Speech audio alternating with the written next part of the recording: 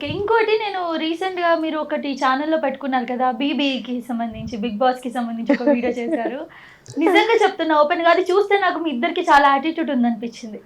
Attitude అంటే కాదండి. అంటే ఎవరైనా ఇప్పుడు నార్మల్ కామన్ పీపుల్ ఎవరైనా రావచ్చు 'బిగ్ బాస్‌కి' అని చెప్పి వాళ్ళు ఒక ప్రోమో రిలీజ్ చేశాక ఒక 40 లక్షల మంది పెట్టారంట వీడియోస్. మళ్ళీ తర్వాత ఒక చిన్న ప్రోమో వచ్చింది.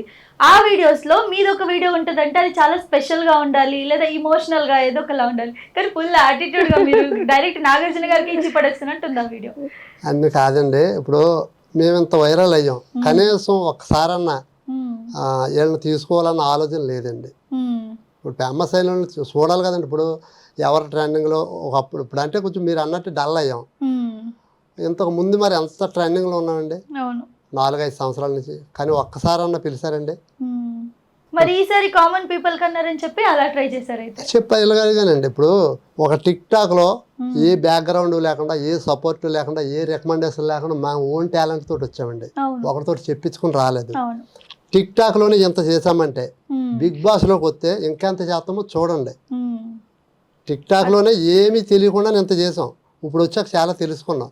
మీకు బిగ్ బాస్లో ఒక అవకాశం ఏమండి, మేమేంటని చూపిస్తాం. మేము వస్తాక రెడీగా ఉన్నామండి. మీరు వస్తాక రెడీగా ఉన్నారా